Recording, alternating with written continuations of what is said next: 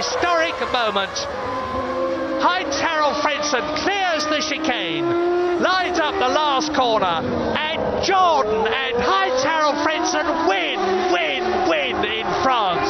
Magnificent. He had speed, he was smart. He learned alongside Schumacher. Heinz-Harald Frentzen had everything a Formula One driver needs to get to the very top. Well, almost everything. I was blaming myself that I was not politically strong enough. I was afraid to open my mouth. I could not convince the people the directions which I would like to go.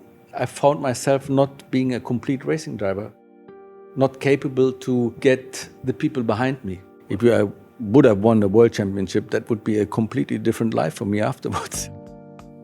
Heinz-Harald had the talent to be a world champion. He won races, but the big opportunities passed him by. The championship challenge that fell apart. The top team he might have driven for had he not upset the boss with a bad joke. The moment he was sacked halfway through a season. Heinz-Harald's decade in Formula One was full of drama.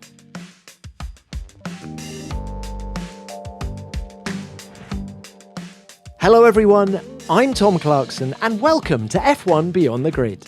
This week's guest is someone we've had so many requests for over the years. From 1994 to 2003, Heinz-Harald Frentzen drove for 5 teams: Sauber, Williams, Jordan, Prost and Arrows.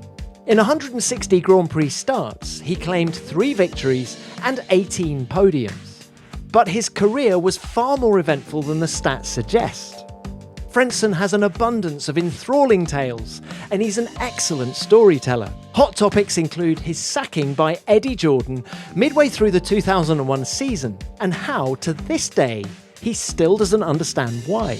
He shares the joke that meant then McLaren team principal Ron Dennis never spoke to him again, jeopardising any future switch to the team. He also talks about the friendship he forged with Michael Schumacher in the Mercedes Junior program, and how the 7-time world champion was just as competitive away from the racetrack. We discuss why he turned down a switch to the dominant Williams team after Ayrton Senna's death in 1994, where his 1999 title challenge went wrong, what it was like to work with Alain Prost, and much, much more. I hope you enjoy our conversation.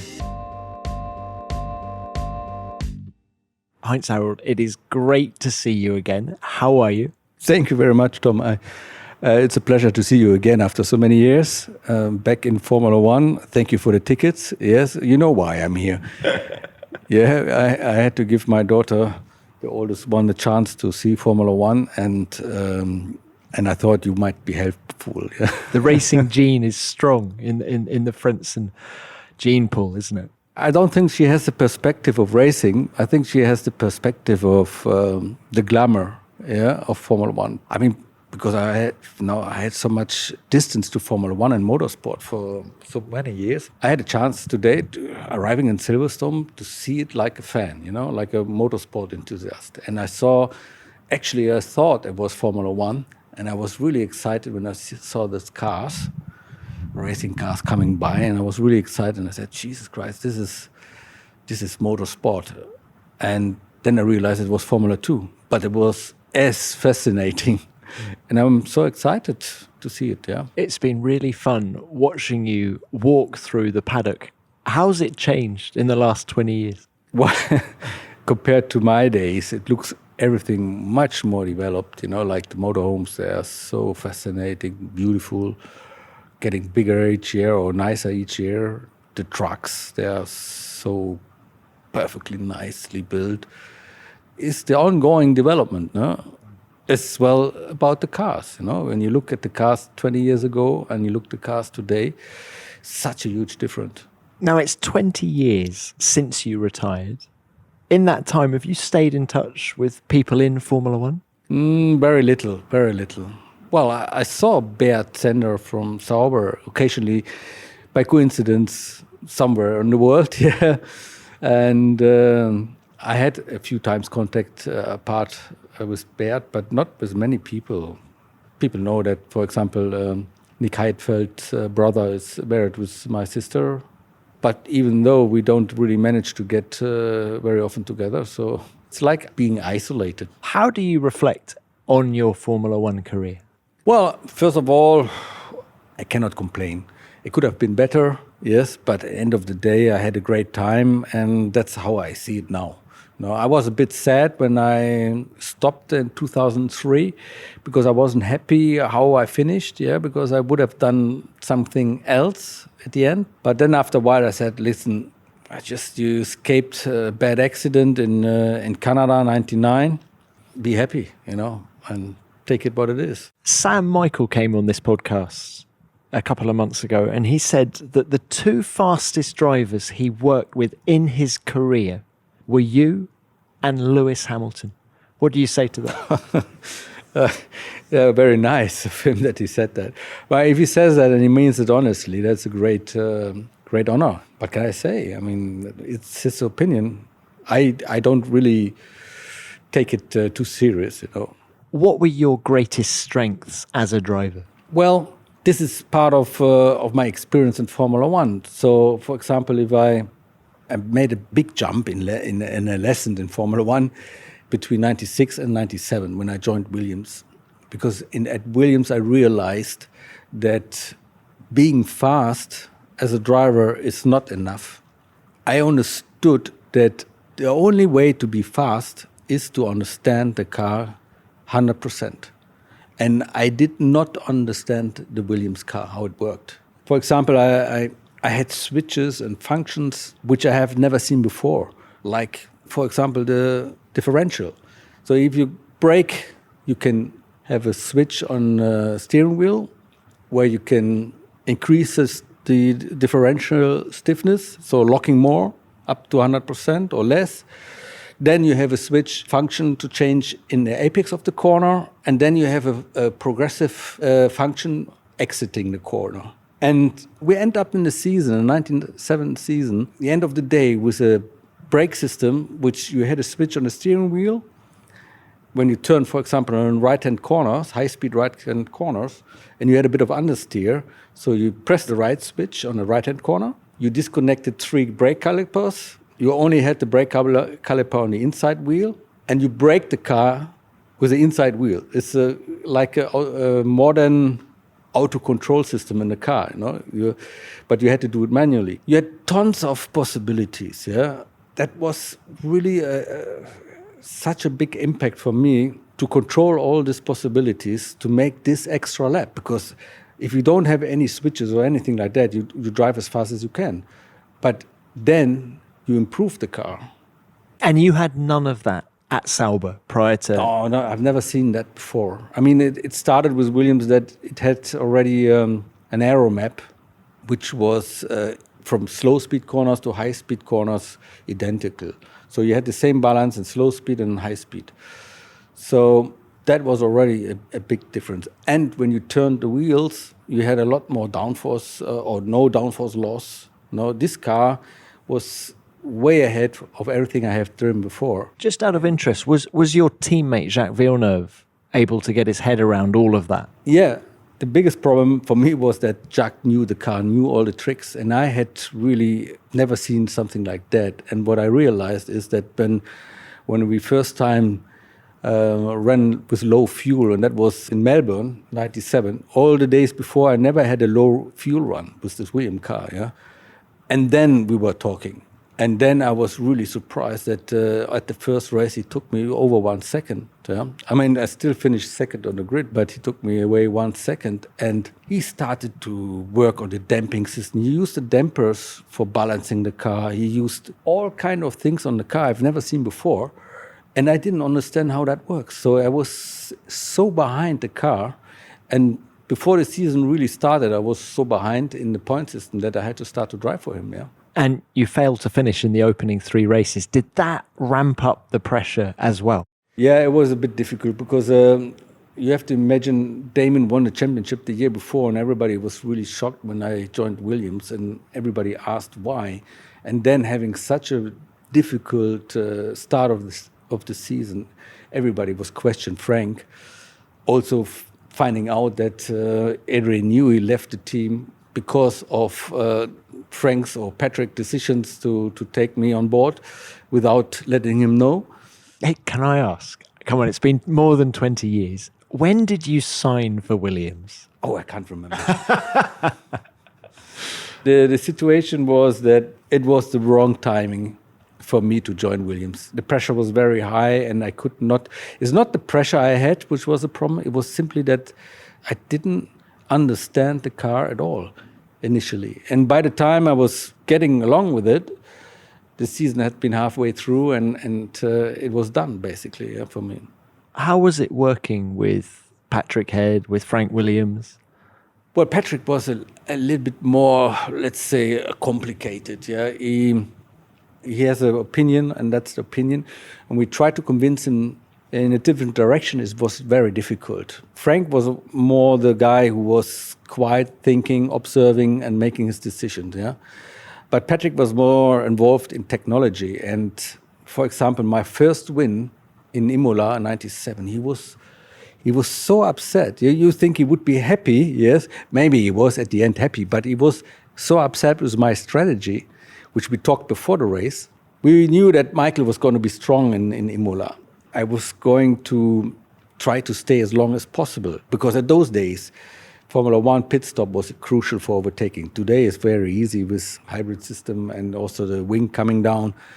But those days we had to race, fight very hard to overtake, and Imola was impossible on a normal condition to overtake, or the second chance is just in the pit to overtake. And that means to stay longer out, and that was always the trick, to be longer out than your competitor. And I told Patrick that I'm going to use my trick in sports car racing, where it's impossible to overtake just in case, if I don't be in front on the start. And I would like to increase my laps. I could easily 2 laps increase with the fuel saving system I had. So I was saving between 10 and 15% of fuel. And Patrick was saying, no way, we want to see you racing. We want to see you on a track to give everything. That's racing. I don't want to see you saving fuel. And me and my race engineer, Tim Preston at the time, we were just sticking our plan, doing it, and the crew and the team were following it, but Patrick didn't like it at all. The good thing is that it worked out, because Michael came in just, I think, 1 or 2 laps earlier than me, and I saved like 2 laps extra. That's why I could have beat him in Imola. But Patrick was... Come on, what did Patrick say after the race? Yeah, it was happy for me on one side, but he wasn't happy for the way how we did that, yeah. But what about for you, Heinz-Harald? You know, it had been a long time coming. What was the overriding emotion as you stood on the top step at Imola? By this time, I just translated the German version of that, and I said, oil on my soul. Yeah. Nobody, English-speaking people understood that, because it's a German saying, yeah. That's the moment where you basically are suffering because nobody expected you to win, and it was really disappointing. It was one of my hardest seasons in my life at Williams. It was a bit of a relief when I had the chance in Imola. Yeah. But having got the win, did you then expect the floodgates to open, and were you expecting more wins thereafter? Well, I knew it was possible. My biggest challenge was to understand the car properly. Did Jacques help in any way? What kind of a teammate was he? No, he was quite happy to beat me. I mean, we didn't have really a bad environment, We could anytime get together and drink a beer, but end of the day, also there was this story, he was playing bad or games with me. Definitely not, because I could see where he was doing or having his advantage. I mean, the combination Jacques Villeneuve and Jock Clear was an unbeatable combination, because Jock Clear at the time, he knew everything about the car and all the tricks. And of course, he's working for Jacques and not for me. I did ask him sometimes a few questions, and he tried to help me as well on this occasion, but it was not like that he would present it to you, yeah. Do you hear that? That's what it sounds like when you shave with a blade that moves at 12,000 times per minute. With Philips One Blade, You can effortlessly trim, shave, and style hair of any length and create your favorite look fast.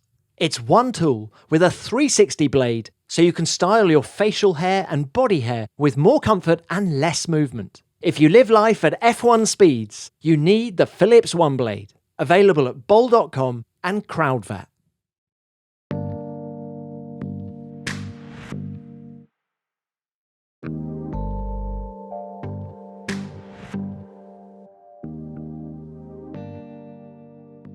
So the 98 Williams isn't a good car. And at the end of that year, you're looking for another drive.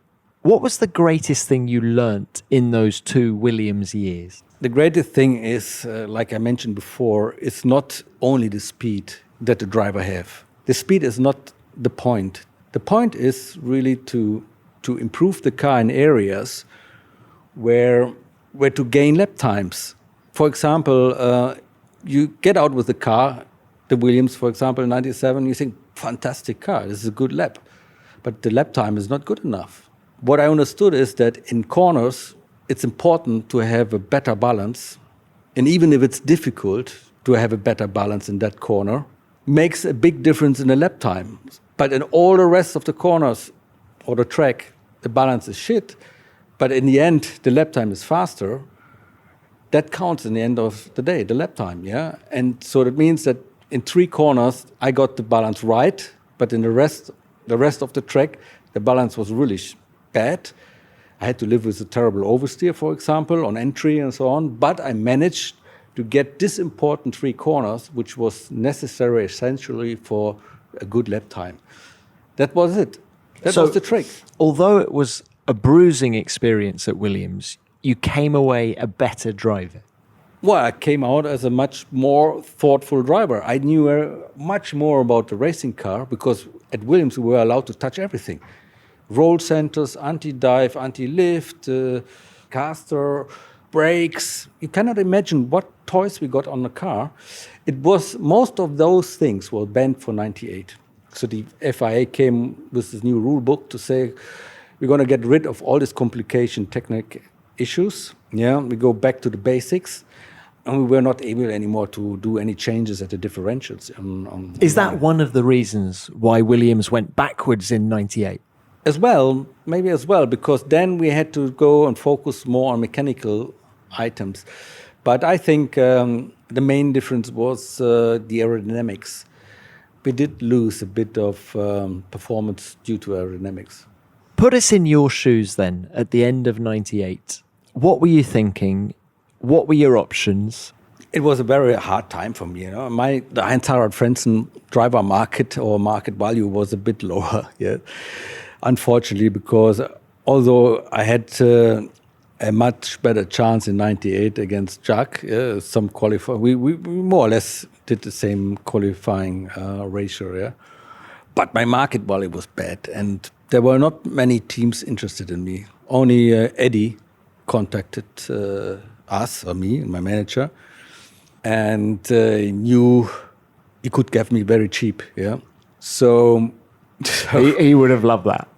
he was so happy if he could save some money on a good deal. Eddie is the happiest man alive. But what he didn't know is that if we made the deal like he wanted, so he gave me a very low base salary, but a lot of point money.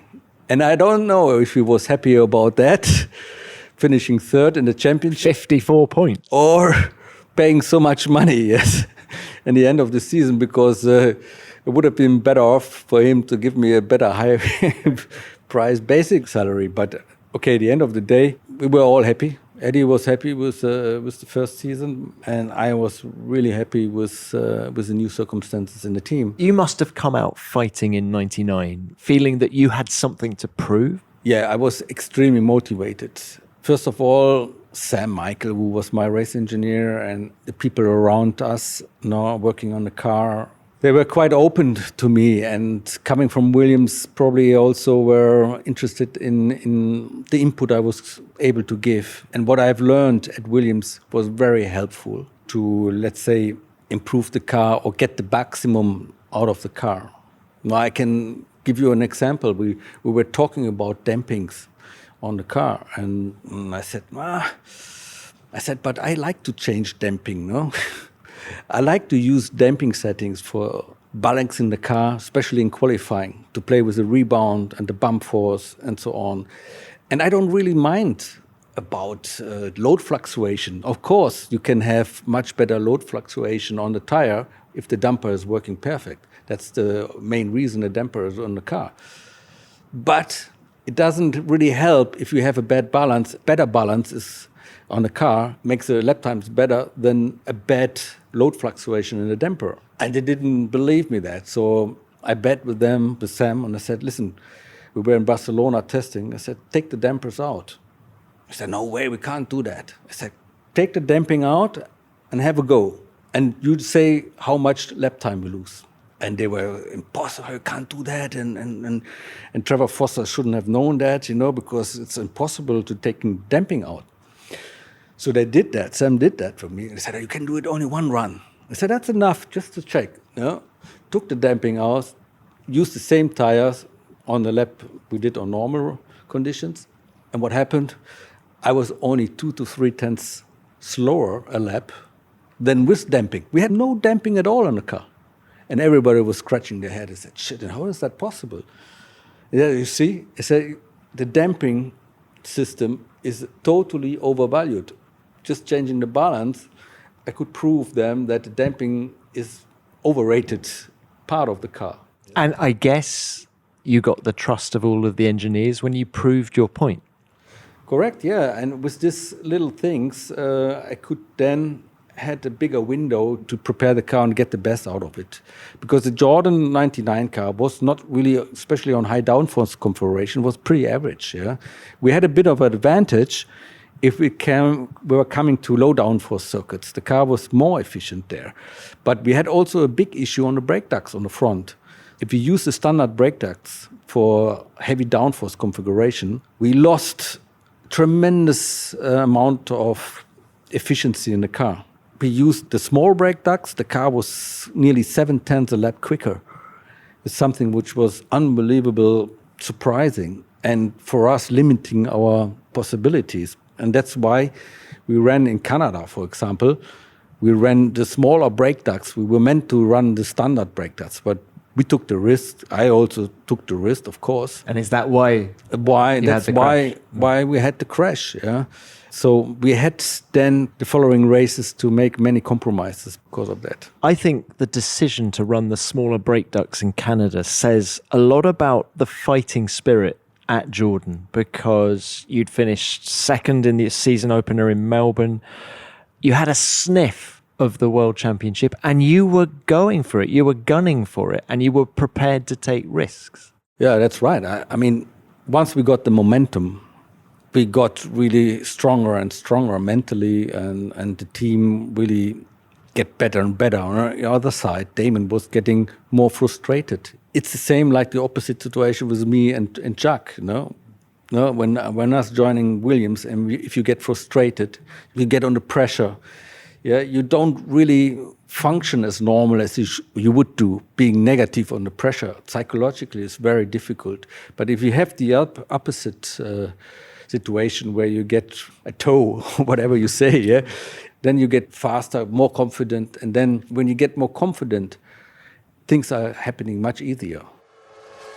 Heinz-Harald Frentzen wins at Monza in Italy. 10 World Championship points. Another magnificent victory for Jordan. And there is the ecstatic Eddie Jordan and Paul Stoddart in the Jordan pit area.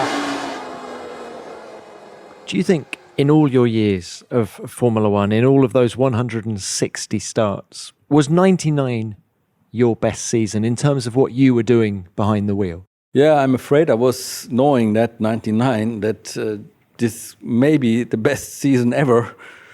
Yeah, I have to say, somebody said to me that if we would run the same point system like Formula One would run today, I would have been world champion with the current point system. I couldn't figure that out, but somebody sent me a message about that he calculated it. So, yeah, of course. I mean, if you view it that way, not only the performance we had, If I would have won the World Championship, that would be a completely different life for me afterwards. Yeah. Well, so like that, I'm maximum the second position I achieved in Williams in '97 and not the world champion now. Well, maybe if the point system had been different, you'd have been world champion. But if you hadn't crashed in Canada... No, even with Canada crashes. Okay. But also, Heinz-Harald, if you hadn't had the problem at the European Grand Prix, I just want to set the scene for the listeners. You won in France. Brilliant victory. You won again at Monza. And the very next race was the European Grand Prix at the Nürburgring. Weather conditions weren't great, but you were completely dominating. And after your first pit stop, the car grinds to a halt. Frentzen stops. He's lost the prop on turn 3. That's his race run, and Eddie Jordan is gutted. And that is the end of Heinz-Harald Frentzen's chance of winning and getting 10 World Championship points. Shock, horror for everybody watching at home. What happened? Our anti-stall system came in, and I didn't realize that. Yeah? It was basically a recommendation from the FIA. Generally, we spoke about if, for example, if you go off the circuit, yeah, you have a crash, or you are on the circuit and having a spin. It's more helpful that the engine keeps running. So the good thing about the anti-stall system was that if the RPMs of the engines goes low, then you get this security system getting in. So you have just the automatic throttle function. And on the other side, that was helpful to make a start on low RPMs, yeah? Because in Formula One, you're just nailing the RPMs, the throttle down, and if you release the clutch, you have an incredible high speed difference between the engine and the gearbox and the tires. Yeah, so then you have a lot of speed difference in the clutch, and it's very difficult to control the clutch. Either it slides for a moment and then gets stuck, yeah, gets sticky, and then bop, and then the engine dies. Yeah, or you have too much wheel spin because you accelerate too fast, yeah, or let this clutch not slip long enough. So that is always an issue in Formula One. Imagine, yeah, if you run first gear, you could run up to 120, 130 kilometers in first gear. It's the same like you would use a normal car at the traffic light and you start at fourth gear. So you see the challenge, yeah. And the anti-stall system was there to help the engine not dying. So you could start with lower RPMs. The only problem was you never know when the anti-stall system is active or not. So at the pit stop, for example, normally you don't really go so low with the RPMs leaving the pits. Yeah? If that was the case, you have to press the clutch. That was the necessary function from the FIA to say, listen, the anti-stall system has to go off the engine just in case, but it's reset when you press the clutch. Yeah? So that's what happened to Damon at the start. He came in the anti-stall function and he didn't use the clutch for shifting up. That was the plan. And I missed it in the pit stop. How quickly did you know what the problem was? Oh, I knew immediately. I knew immediately that was the problem. And I was so furious about myself as well, because we have a sign on the steering that you have to use the clutch. And normally, Sam would also come on a radio, use the clutch to disengage the anti-stall security system, yeah? And even now, Heinz, I can see just that memory is... At the end of the day, it wasn't worth it to use it, you know? Yeah, because I can see that memory is still painful. It's it is so painful, because that would have made a huge difference. Or do you think that was the moment when that 99 championship slipped away? It was a big shock. You know? We were coming from a very high, to Nürburgring, and with the result in Nürburgring, we got out with a big low. And it was difficult. I mean, after Nürburgring, we went to Malaysia, and qualified 14th, I think, there. Yeah, but because my headrest came off, I had to use a T-car. Everything went wrong in Malaysia as well. I finished 6th in the race, but we missed the opportunity to stay in the front. And plus, we were running high downforce levels. We were running the big brake ducts on the front. That was the worst race, basically, for us in the configuration that Jordan was. Yeah. So you finished the championship third. What did Eddie Jordan say? Because it was far and away the best season the team had had. Yeah, like I said before, he was on one side he was happy, but on the other side he wasn't so happy he had to pay so much money. Yeah. We'll be back with Heinz-Harald in just a moment, but first, when it comes to team sports, I think we'd all agree that having a champion of their game on your side is beneficial to everyone.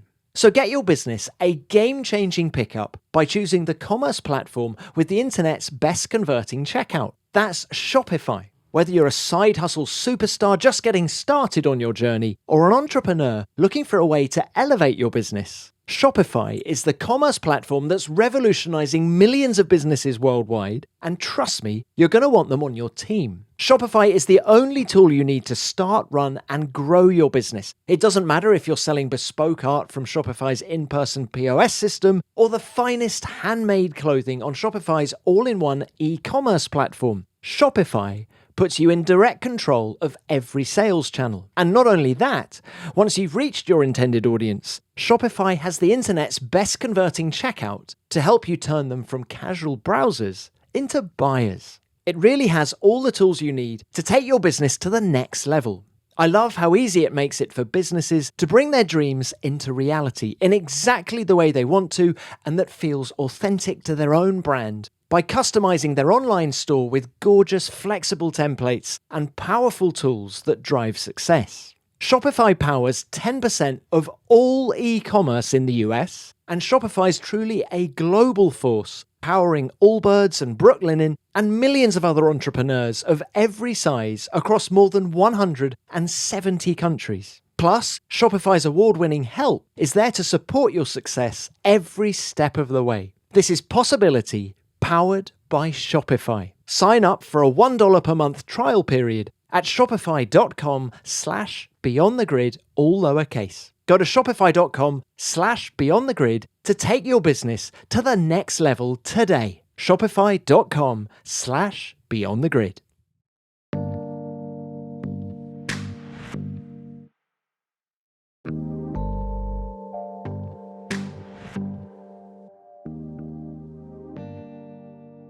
Tell us a little bit more about EJ. I mean, what kind of a team boss was he? Did you rub along well together? Normally, yes. I mean, in normal circumstances, we had a very warm relationship. I mean, he was a very funny person most of the time, always full of jokes. I was so impressed when we were going for sponsoring events, and was so impressed with the things he was telling. And he was a good salesman. No? He was a very good salesman. And I was so impressed. I said I never could do this, what Eddie was doing. Yeah. And when things are going well with Eddie, the vibe is very positive, it's fun. But then in 2000 and 2001, the performance wasn't there. There was a lack of reliability. And Eddie ended up getting rid of you halfway through that 2001 season. What's the story there? Well, it started a little bit in 2000. In my second year with Jordan, I was facing the point that where he had to talk about because my contract was going to expire. You know, Eddie and me, we knew that. There was a point that we had to talk clearly about it. But Eddie came very late with this moment. And then he said, "What is your terms? What do you want to do next year?" And I said, "Listen, I would love to stay with the team. I got somebody who's interested, but if I have this same combination with Sam Michael, with my team, that we work so good together, I would be happy to stay, yeah? We have to make sure that these combinations will be ready for me for next year." Yeah, everything we can do and arrange for you. So I was happy. So first thing when I signed, Sam said to me, "Oh, sorry, I'm not for Jordan next year." And I was shocked. I was so upset with Eddie because he promised me that Sam would stay. We had our first complicated situation there. I was really upset, and the team was really upset that I was upset. Yeah. So, "Oh no, we're gonna look for a good race engineer and so on." I said, "Listen, yeah, very bad situation." Yeah. I was really disappointed because I was looking forward for my terms. So What happened was that we got a new race engineer, and Eddie John came with David Brown. And so we had our chat together, and I was quite impressed from David. He was a really smart, experienced race engineer, and somehow we get going, the situation. Yeah, but since then, Eddie and me, we had a bit of difficulties. Are you implying that the relationship was never quite the same again after that disagreement? Yeah, it was not the same. And then we went to Melbourne, and we started basically as good as we really started or went through average 99. Finished fourth on the grid. The car was superb. It was the best Jordan car ever driven. I was very happy. I mean, we had a little bit of a struggle in some areas, but we were able, I think I was very motivated and optimistic that we could achieve that. Started well in Melbourne, qualifying 4 in front of the Williams with strong BMW engines. Had a good start, was I think second or something, or third, I don't know, can't recall perfectly, but there the problem started. There was Barrichello coming up and making a very motivated move to overtake me, but at the end he just pushed me off. Yeah, went to the back of the grid, but managed to finish 6th. So I think, okay, not too bad. We finished in the points. We made it. Something must have happened after that day in Melbourne. I don't know what happened, but since then nothing was the same anymore. We arrived to Malaysia, and since then I was really struggling. I don't know what happened. Everything was different. Even to this day, you have no explanation as to where the performance went. I have no explanation. All of a sudden, it was like somebody pulling the plug. I had no more, let's say, high moments. Yeah, I was struggling to beat Jarno. In fact, Jarno was starting to get regularly faster than me. And, I managed to be stronger in some races than him in a race, because Jarno was a guy who was really quick, but he also did like to have the best qualifying setting. He was very motivated to get the car for qualifying run. But I did take more care about race distance performance. I was running generally a softer diff, for example. Yes, I was generally running the car more for endurance. Yeah, so that's where Jarno basically got me catched up in qualifying at least. But anyway, after Melbourne, didn't get the qualifying right. Get to manage somehow the race, but something was not running round anymore. And until that famous day after Magny-Cours, where Eddie then sacked me. What reason did he give? Wow, it was really no reason. He just out of the blue came up with this letter with a lawyer and informed me. So that was a big shock. But it was a little bit anticipated, because Eddie was getting strange, every time more strange each race towards Magny-Cours. Yeah? And I didn't understand the world. I mean, I have no explanation. I don't know what Eddie would have to say that. But I listened to him of some of his comments about that, but I never understood what he really meant. Yeah? Did EJ ever explain to you why he chose Michael Schumacher to replace Bertrand Gachot at Spa in 1991 and not you? You were both members of the Mercedes Young Driver program at the time, and you'd even raced for EJ in Formula 3000 the previous year. Did you ever have that conversation with him? No, not at all. Because at that time I was running in Formula 3000 in Europe, but not that successful. So I wasn't really on the clock. And I left Mercedes the year before. In fact, did leave Mercedes in 1990 because I said I would like to be a Formula 1 driver and I would like to concentrate in Formula 3000, sports car. Even I did go through all the lessons in sports car racing. Sports cars was not my intention to do. But this is another story. Well, look, why don't we talk about the Mercedes Young Driver program now? What exactly did it do for you, Heinz-Harald Frentzen? Well, the Mercedes program was created from Jochen Nerpasch and Peter Sauber. The intention, which I realized you have to imagine those days, me, single-digit intelligent quotient. We did not much experience, or I did not have much experience of sports, politics, and so on. But what I understood is that this program was introduced to us driver to help Mercedes join into motorsport. That was a very comprehensive work to bring back Mercedes into motorsport. And Mercedes was already doing sports car championship and very successful together with Sauber. Jochen Nerpasch did also the story with the junior team with BMW in touring cars. So he had this experience from that, and that was very successful.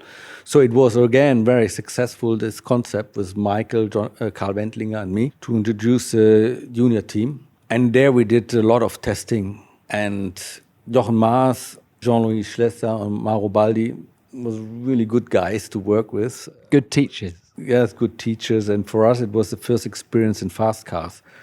And given the situation, it was new also for me. And that's where I learned to save fuel, because in sports car, you have a certain amount of fuel available for the race distance.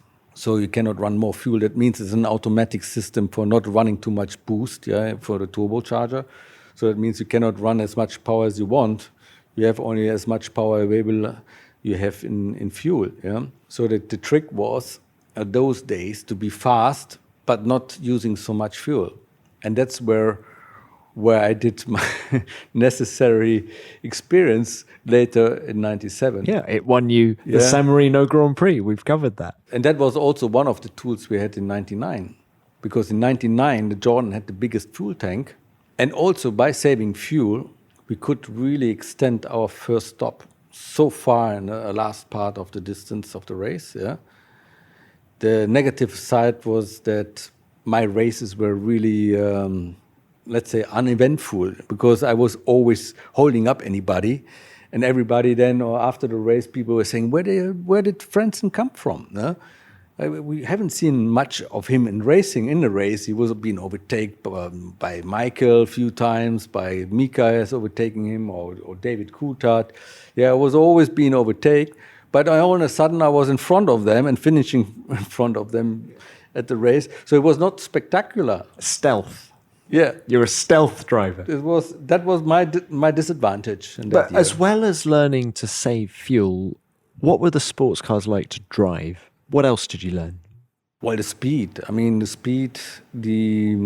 we were taught to be gentle with the car, to make precise gear changes, to save the tires and save fuel. Just handle the car with all feelings you have. And you'd been plucked out of Formula 3, so it was your first opportunity to work with a big manufacturer, which I guess, did that help you later on in your career in Formula 1? It didn't seem to be that big when I was driving at Sauber, but very concentrated, and it was my first experience to work with a top team, with Sauber, experienced team, and the way of professionality, working with daters and working with the engineers. That was a big step, of course, from Formula 3. And that was my first shot into the future, how it would be like in Formula 1 one day.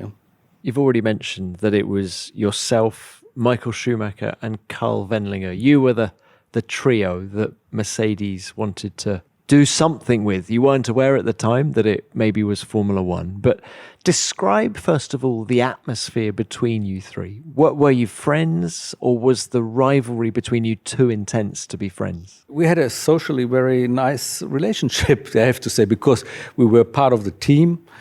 And we were not competing each other, maybe only in lap times. Of course, we tried to be better than the other ones, to beat the other ones, but in a nice way, And we went always together in the same hotel, and we did things together. We went together for lunch, dinner, whatever, when we had free time. We did many things together and exchanged information as well. It was really a harmony situation. I can recall it as one of my nicest time in racing. We really enjoyed it because we had the chance to drive the whole day with the sports car and learn as much as we had as a possibility. Were your personalities very different? A bit, yeah. Because Karl was very quiet, but sometimes funny. And Michael was really motivated, not only being fast on the track, but when we went out for playing billiard, I couldn't get any decent conversation with him because he was so focused on beating me and Carl that we couldn't make any jokes, you know. And I said one day, "Come on, Michael, you just give it a break. Just talk of something else instead of always competing each other, you know." Yeah, and he had his moments when he had a distance to his job or let's say the competitiveness. Then he was a really funny bloke, yeah. I'm told that there was very little between you in terms of lap time. So where were you different? Well, it's hard to say. I mean, we had the situation that we were pushing each other all the time. So in case I was faster or set the fastest lap, so Michael was just doing everything. And the next run he had to beat that time. We had also to do long distance tests, you know, like 20 laps in a row. So it was clear that everybody of us was on the benchmark. Everybody looked at us. We had our teachers, Jochen Maas, Mauro Baldi, and Jean-Louis Schlesser, and we wanted to do better than them. Yes, that was our motivation, and we did everything. You know, we had I think that was the idea, maybe, or let's say it was. The outcome was that we tried everything to beat each other, you know, and that's where we learned quite a lot. But just as young pups, and the atmosphere was always good. Yeah, of course. I mean, in those days, you had fights on the track, beating each other or touching each other, but you never been upset after or before the race to each other. Race was always a different story.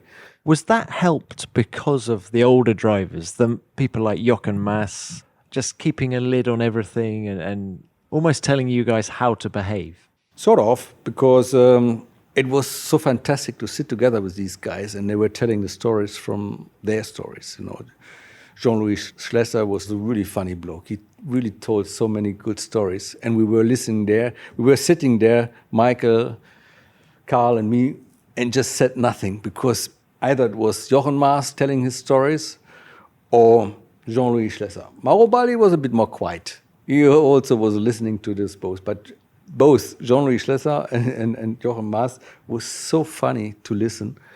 That was entertainment for us. So when the three of you make it to Formula One at different times, Michael gets the leg up at Spa in 91, and then you and Carl get your different routes into Formula One as well. But when you're all there, how different was the relationship between you?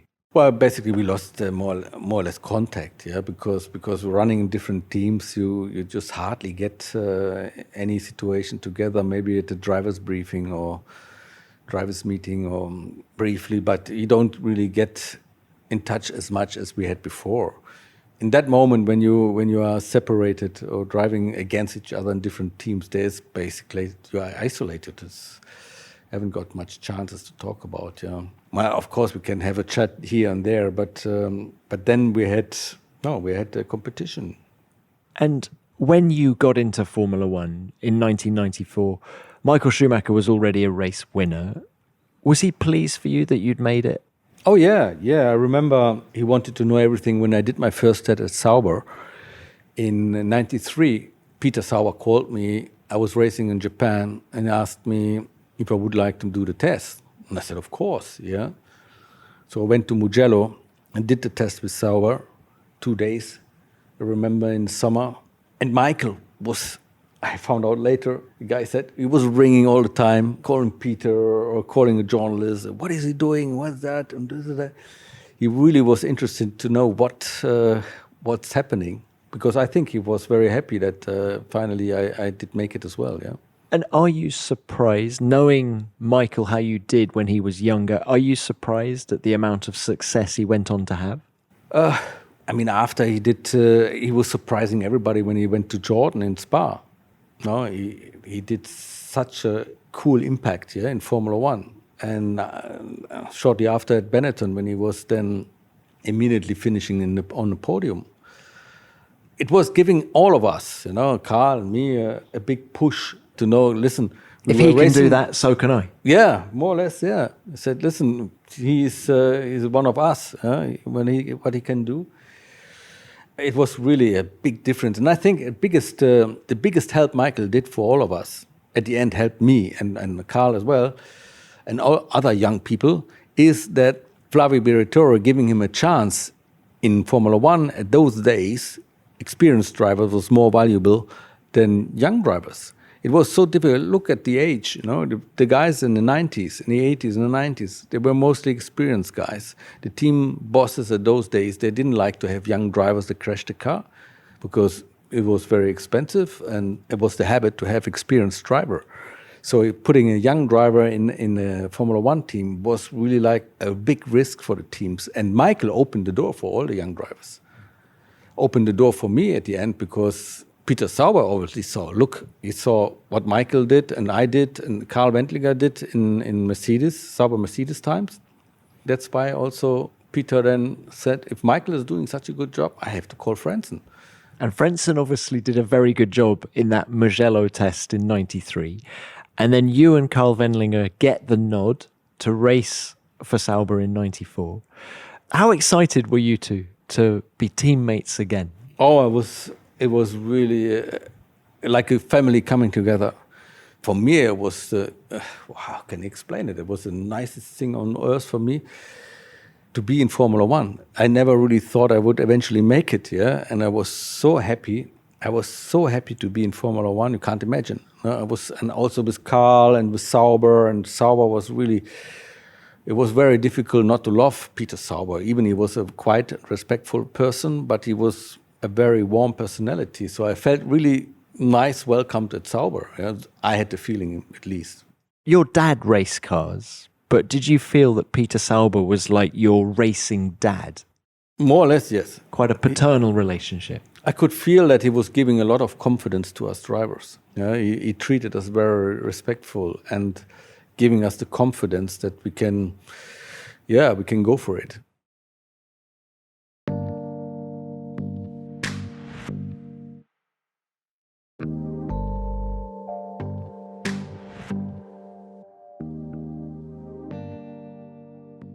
Heinz, that 94 season was a tumultuous season for Formula One. And for a young guy like you, we go to race 3. Roland Ratzenberger loses his life on the Saturday. Ayrton Senna loses his life on the Sunday. We then go to Monaco, and Carl has a bad accident there. Just tell us where you were mentally at that point. I was very down. I mean, like I mentioned before, I was so mentally high, pumped up and happy, the first races, driving for Sauber and so on. And then all of a sudden, in Imola, this shock, it was such a shock. It was unbelievable. You thought you were in a different world. You're coming from a high and all of a sudden you are absolutely in a completely low. And then you question yourself, is it really necessary, the sport we are doing and taking so much risk? How did you justify it in your mind? Well, I packed my stuff and went to Willi Dangl in Austria myself to sort that out. Yeah, I didn't want to go home. I wanted to go to Willi Dangl, sit there myself and think about what to do. And at the end of the day, I said, listen, this is what I liked. This is what I love. And in the end of the day, when it's your time, it's your time. But you cannot, for that experience, give up all your dreams you had built up before. This is a risky job, and we have to do it, yeah. Now, Peter Sauber has gone on record as saying that you are the most important driver in his team's history. And I wanted to ask you why you think that is the case. What did you contribute to Sauber? And was it the way you picked up the team after Karl's accident at Monaco in 94? Well, I think partly has to do with the situation at Sauber 94. Sauber became under pressure with the results, yeah, in 94, because I think Norbert Haug got involved and there was rumors that Mercedes might go somewhere else, yeah. And I have to tell you that story because it is quite special regarding to my career, because what happened was what happened in Imola, after Ayrton Senna died, I got a call from Frank asking me to come to Williams in 94. that was just before the race weekend started, no? Before Thursday, no? When we had the practice. I was meeting Frank, and Frank was asking if I would join Williams now in 94. And imagine that was only three races into the season, and I was so happy that I was going to Sauber and staying with Sauber. I didn't know anything about the politics around and so on, what's going on, but at the end of the day, I was so happy being a Sauber, and I said to Frank, I cannot leave the team. I had such a difficulty in times, to get into Sauber, and Sauber did everything to convince Mercedes that I would be the right guy, because Mercedes had their doubts that I would be the right guy. Imagine, they contract me at Sauber only if I would have a trainer all the time with me, and the trainer was called Karl Fresner. He was a ski national trainer, and his nickname was the Iron Karl. Can you imagine? He's a hard man. What a hard man I had all the time with me, because I got only the drive at Mercedes because I had somebody around me to kick the ass from early morning to the evening. And Peter was doing everything that I get the job in Formula One. So I said to Frank,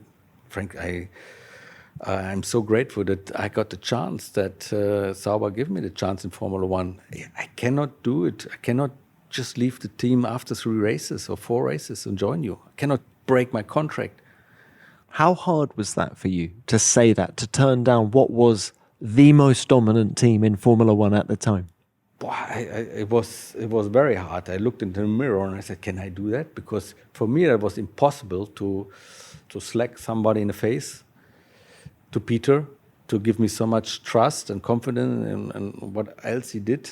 It was not possible. I said to Frank, it's not possible. I cannot do that. Did you tell Peter about this offer from Williams? He got to know that. Somebody told him later. Because after that season, Peter gave me, after the 94 season, and it was clear that Mercedes was leaving to McLaren, he gave me as a present this my Formula One car, my first one, as a gift and as a thank you.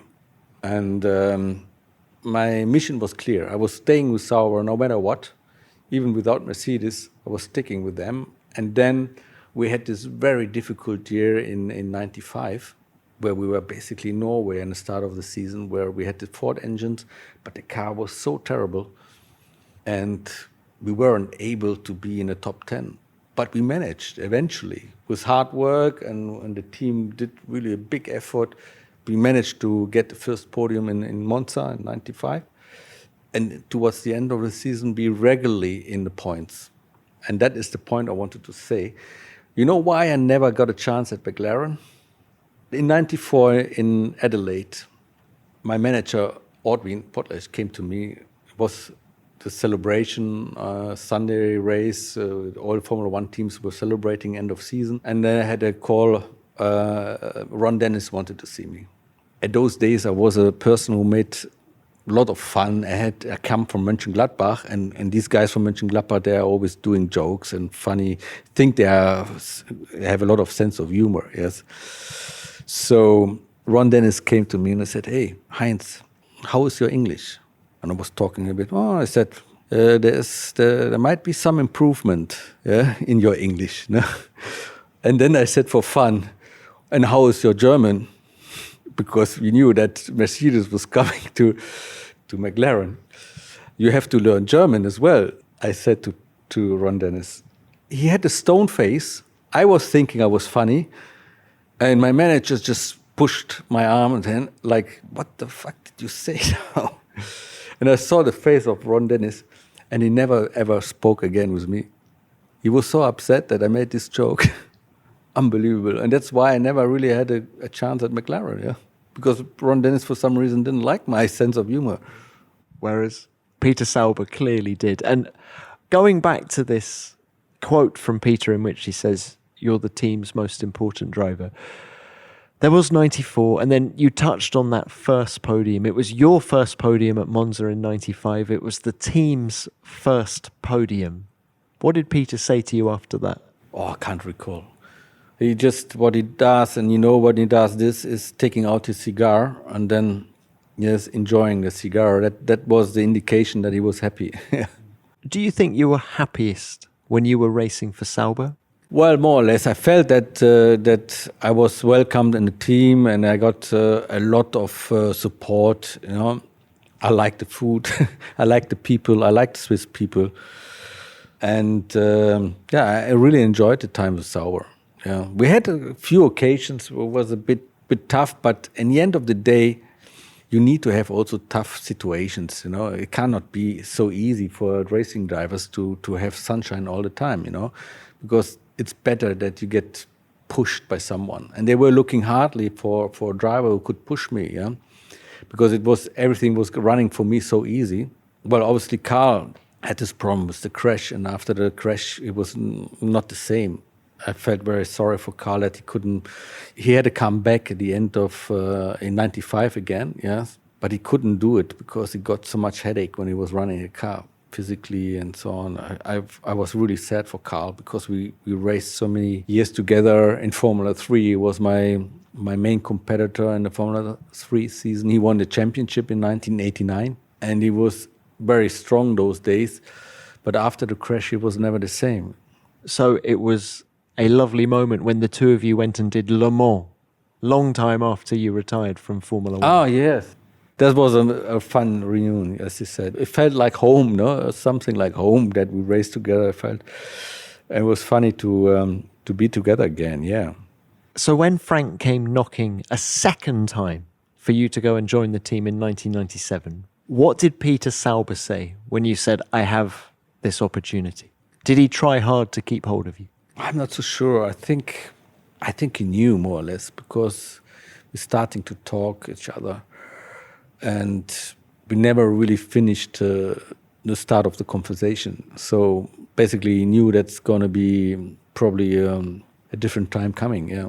So if we fast forward to life after Jordan, you bounce from Prost to Arrows, you then end your career with Sauber in 2003 and get that wonderful podium in your penultimate race. But Prost and Sauber were both on their last legs. Did you see many similarities between the two teams? More or less. I mean, reviewing all the years, sometimes you realize that little details makes a big difference, yeah. When Eddie sacked me, I was really motivated to kick asses to the Jordan team and go to Prost, because Alesi obviously was happy to leave Prost to go to Jordan because he was complaining about the car. And I was shocked when I joined the Prost car that the car had a good performance on one side, but it had a fundamental problem. First, the steering wheel was so heavy in the corners. And secondly, as soon as you turn the wheels in the corners, it created a massive understeer. And because I was so motivated, I tried everything to get the maximum out of the car. I had a nice guy who was a race engineer at that time for the Prost car, and we looked at the data and we couldn't find the problem. We figured out it's not aerodynamic issue. It must have been something else, but it was like a secret treasury, you know, on an island to find the problem, but we couldn't find it. And I was so disappointed. I managed to get a highlight in Spa with position 3 and 4 in qualifying, but as soon as the car was racing, it was very difficult to drive. And honestly, I spent so much energy to analyzing the problem. It was such a challenge. And I did give everything, but I knew the situation was Alan was, because he was under pressure. I knew that this might be his last year. And if there's no soon more good results, then he will be giving up his dream, running the team. I started to get Alan to know in that short time I was racing with Prost, yeah, with his team. Felt so sorry. I mean, we were both in a similar situation. I was just sacked and I had to start again, and he was in a situation that he couldn't find a way out. Yes, and he couldn't find the situation. I was so happy that I could eventually race for him the next year because I liked him so much. Was he someone who you'd always looked up to as a driver? You just missed each other. He retired at the end of 1993. Well, I was in favor of Ayrton always because I was, since a young kid, I was a fan of Ayrton. But when I got to know Alain Prost, I found out that he's a really nice guy too, yeah. Did you ever tell Alain that you were an Ayrton fan? Not really. I was a bit upset sometimes because I was on Ayrton's side, that he was doing games. But at the end of the day, they are racing drivers, and they do all kind of tricks they have. Yeah, it was a personality. I really admired Alan and the way he talked and the way he thought. And I was giving everything because also I wanted to beat Eddie in these bloody yellow cars, yes. I wanted to beat them desperately. And I was so motivated and looked everything in the car, every single screw. I was spending hours in the factories, going through the data and finding the mistakes, but we couldn't find it. And then I was also very disappointed that after that I had only the option to run with Tom Walkinshaw in the Arrows. Yeah. But again, that Arrows A23 of 2002 wasn't a bad car. Yes, but I started with Arrows testing the car, and I got exactly the same problem, but only on the rear axle. It was the car had fantastic results in downforce, really good downforce level. Aerodynamic was fantastic, and the car had great potential. But as soon you hit the throttle, the car was oversteering like hell, and that's where I start to investigate more in suspension, in the geometric of suspension. And I said, listen, it's a similar problem as Prost. And I spent so much time, and about April, May, after we had 2-3 races done, I found the reason, what it was. And I found the reason why the Prost was not working. And the reason was, for example, it's a combination of how you have the suspension, not necessarily the roll centers, but where the upright is mounted to the suspension. And the Prost had the problem that they had the steering arm going to the middle of the uprights here. Normally you put the steering rock on top or on the bottom sometimes, but on the middle, very few situations I've seen cars who did that. And I remember the 2000 Jordan had that as well, and they realized that was a big mistake and had similar characteristic problems like the Prost. The moment where the car starts to roll, the steering arms are holding the force or stopping the car rolling. So it works like a very stiff anti-roll bar. And the more the car rolls in a corner, the stiffer it gets, like a progressive anti-roll bar. And the same problem the Arrows had on the rear axle. I figured it out and I said to them, listen, the steering arm was at the middle on the upright. And I said, take the bloody steering arm off there. Because we had the steering arm, they used it in the middle to extend the rear floor to get more downforce. And I said, this bloody steering arm is acting as an active anti-roll bar. Take this off. No, we cannot do that. Impossible, because your suspension will fall apart. I said, no, please. And we were trying in Le Castellet, and I said, come on, let's put it off. It's only 2 screws each side. No? And he said, no. I said, come on. I convinced Tom Walkinshaw, I convinced everybody, let's do it, come on. I would drive for free next race if you do that, And then he did it for one run. And the car was completely different. The car was 1.5 seconds faster. How interesting. I feel that story is so similar to the one when you were playing with the dampers at Jordan with Sam Michael. Yeah, exactly. And I said, listen, when we had to go to Monaco, I said, listen, you have to take this off for Monaco, and then we will blow them all away. And they were like shitting themselves in the pants because nobody of the engineers had the balls to take this steering arm out because it was not calculated. It was missing one piece in the calculation, and it wouldn't last, they said. He said, you're going to crash, you're going to kill yourself, And what we did a compromise. So they did another steering arm additionally, so they increased the force and decreased the force of that middle arm. And prompt in Monaco, we did really run straight in the points. It was in the points, yeah. And I said, damn it, if we could have fixed that problem at Prost would have been still in Formula One. And I asked Henri Duron, I said, how come that one guy builds the rear suspension because it came from Ferrari? Yes, and one guy builds the front of the car. Why you don't make it together? I said that's the way it was. It was probably cheaper for Alan to do that combination, but at the end of the day, it killed the performance of the car for such a silly problem, because everything else was running well. The engines was running well, the downforce was running well, even in the Prost. But mechanically, it was a disaster. It was a built-in mechanical disaster. Want to win exclusive Formula One experiences and money can't buy prizes just by answering a few questions about Formula One? With Santander Lap Zero, you can be in with a chance of experiencing a Grand Prix like a VIP or getting your hands on signed F1 merchandise. And all you have to do to win is prove your knowledge by answering quiz questions on Formula One and sustainability. Here's how you play. First, go to santanderlapzero.com or search Santander Lap Zero. Then, after a simple sign-up, you'll be ready to start answering questions. You'll be trying to get as many correct answers as you can against the clock. The more quizzes you do, the more answers you get right, and the faster you answer, the higher you'll be on the global leaderboard. A VIP Formula One experience, signed F1 merchandise, and other great prizes are up for grabs. So prove your F1 knowledge, and you could be a winner. You must be 18 or over to play, and geographic restrictions apply. For more information, competition rules, full terms and conditions, and to enter, go to santanderlapzero.com. That's santanderlapzero.com or search Santander Lap Zero.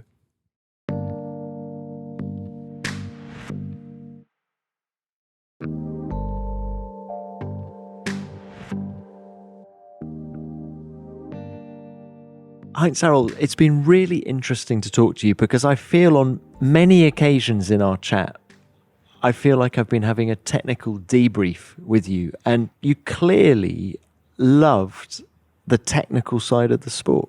Yeah, and that's why I stopped after Sauber in 2003. When I came back to Sauber, which I was grateful and happy, I found a car which has a very small window for driver's input. Willy Ram said to me, you cannot touch anymore any construction side of the car. The only thing you can touch is the anti-roll bar, the stiffness of the diff, or the front wing, or the rear wing, yeah? But you cannot touch caster, roll centers, anti-dive, anti-lift. You cannot touch the dampers. Why not? Because he didn't want to do that. He said it's not the job of the driver to make this input. And I tried to explain Willy. I said, Willy, I've gone through all these discussions. Believe me, trust me, we can make the car much better than it is. He said, no way you're going to touch one single screw on this car. He just, at the end of the day, he showed me the way to go. Either I go home or accept the terms. And that's where I completely lost the motivation. He didn't want to know all the experience I had in the past with the teams, like, bloody fuck the dampers, just throw him out if necessary, but do something. When did you make that decision to leave Formula One? Was it before you got that podium at the penultimate race? Yeah, that was before, because I said, listen, that's going to be my last year.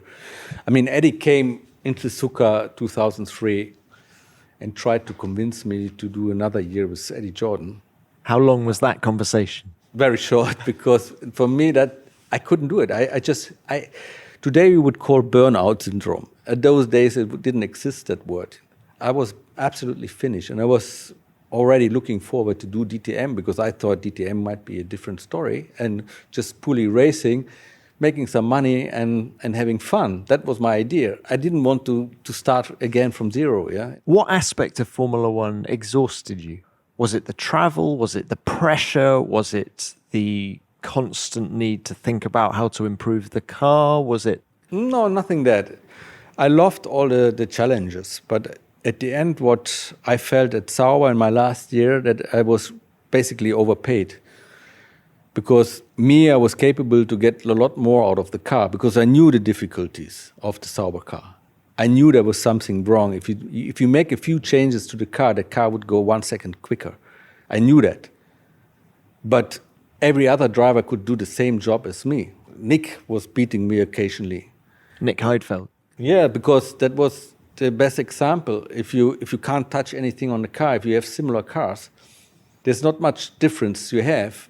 Yeah, in the settings you can do from the intelligent point of the driver to make this forward steps to increase the car's performance. I wasn't able to do that. I wasn't allowed to touch any screw which was necessary to touch. I understand your argument, but still, Heinz-Harald, I've never heard a racing driver ever say they were overpaid?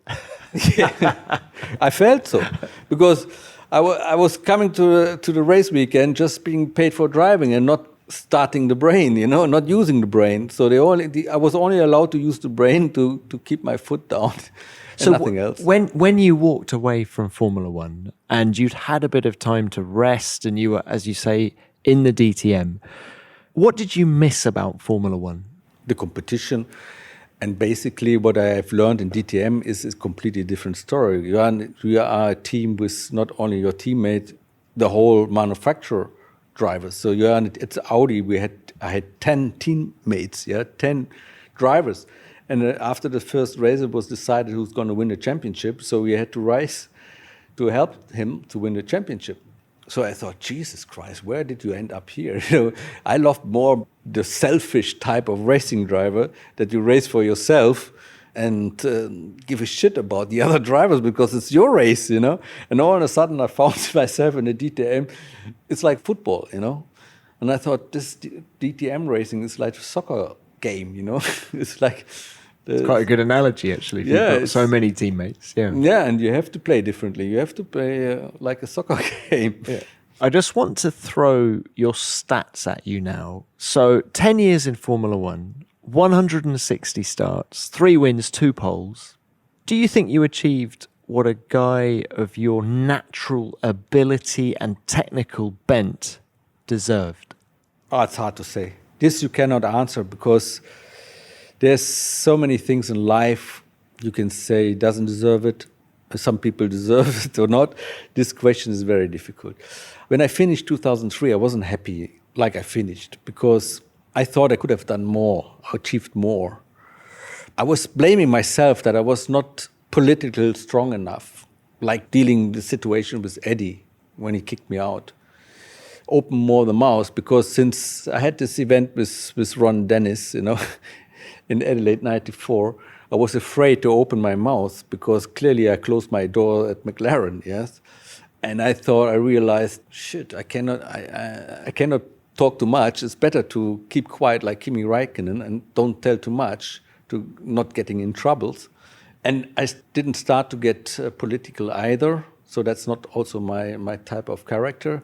I loved more the technology, but I could not convince the people the directions which I would like to go. Like what I have learned at Williams, I would have learned at Prost, or best example, my last race year at Sauber, I could not convince Willy Rumpf a different approach to racing, and I blame it myself.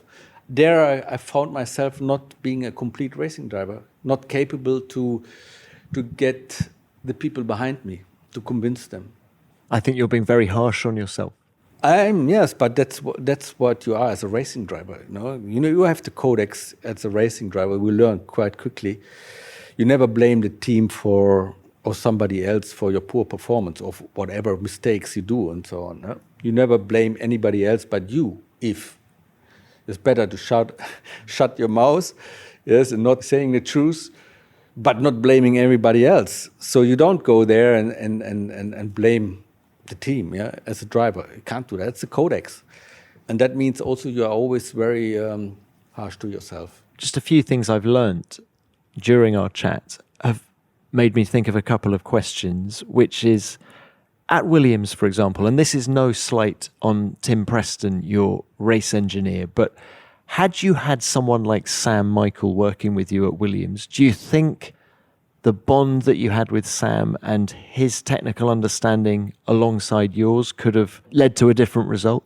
No, what I needed at Williams would have been somebody who knew the car perfectly and be able to teach me, because when I joined Jordan, I was a completely different racing driver than when I joined Williams. So I came with all a loaded package or full of information to Jordan. And I could give a lot of information to Sam, so how I did work, and I had a completely different approach about running my car, So the difference was only that. So Sam wouldn't necessarily would help me. Maybe Jock Clear would have been the right person for me at Williams because he knew this bastard. He knew all the tricks. Yeah, he knew what to touch, but he didn't tell me. Of course not, because he was working for Jacques. Heinz, after you retired from all forms of racing, what did you do to replace the adrenaline rush of being a racing driver? Very hard to say. I did a few occasions. I did some racing DT3, and I found myself in danger, because the moment I'm sitting in the car, the moment I start the engine, I'm back in this situation where I'm 100% focused, and I shut up everything what's around me. And it's only me, the car, and the racetrack. And that it was, for me, a perfect situation for disconnect. And now, you know where I find this? Since a year, I'm doing motorbiking. And generally, you have to have a lot of respect for motorbiking. But when I go on a motorbike and cruise around, I have the same sense to be shutting up, or let's say disconnect from the world for all the things you are carrying on, all the baggage you have behind you, and disconnect. And that is a similar feeling I had in racing, you know. How serious are you about motorbikes? I mean, are you doing track days, or are you talking about just cruising around on the open road? No, I'm not doing racing. No, I'm just doing cruising around, cruises, and that helps me to relax, yeah. Heinz-Harald, enjoy the biking. Thank you very much for your time. It's been so good to catch up. Thanks, Tom, for giving me a chance to talk about the past. I hope I'm doing it for a lot of people who followed racing and wanted to know stories behind it, since I'm back thinking about motorsport, because I'm completely disconnected now for several years. I know how it is like if you are a motorsport fan. So I hope I can give people some information they wanted.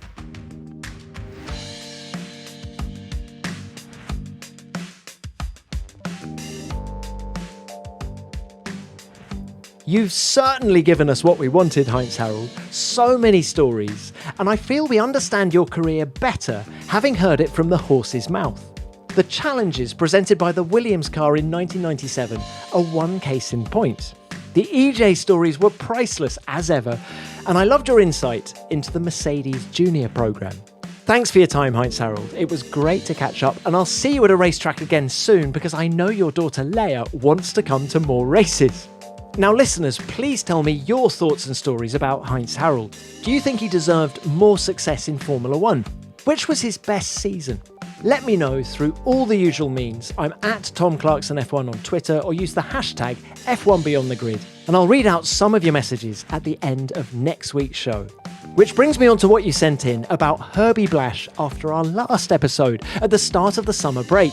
As I said then, Herbie is a living legend, and that fact wasn't lost on anyone. Let's start with this from Trevor Thompson. Herbie was one of the key members of the team I followed in the 80s. Brabham, innovative, edgy, and faster than most. I bet he has so many more stories to tell. Great stuff, Tom. Get him back for Herbie Part 2. Thank you. Well, thanks for the note, Trevor. And I'm sure you're right. There must be plenty more stories to come from Herbie. And what about this from R, the mysterious R? I really enjoyed this episode. I've been following Formula One for about 4 decades. But I didn't recognise Herbie's name. I listened to the podcast anyway, and boy, what a treasure of an experience. Nice one. That's what we like to hear. Messages like that mean a lot. Thank you very much for sending it in. And here's another one from Matt Alford. So interesting to hear these guys with all this experience. I love to hear all the amazing stories of how Formula One was back in the day. Herbie being central to Grand Prix racing in the days I started following Formula One. Great podcast. Thanks, Matt. Glad you enjoyed it. And finally, what about this from Laura? I've just finished listening and I really enjoyed it. I kept being thrown by how similar Herbie and Damon Hill sound. Now that's a good spot, Laura, and funnily enough, you're not the only person to have said it. I will tell them when I next see them. I think they're coming to Monza. Well, thanks to everyone who wrote in. We love your messages, and I'm sorry if I haven't had time to read out your message here. That's pretty much it for this week. My final thought, please check out this week's F1 Nation with me, Damon Hill, and Pedro de la Rosa. The 2023 season continues this weekend in Zandvoort following the summer break, and we preview what to look forward to. But thanks for listening, and I'll catch you all again next week when I'll be back with another great guest from the world of Formula One. Beyond the Grid is produced by Formula One and Audio Boom Studios.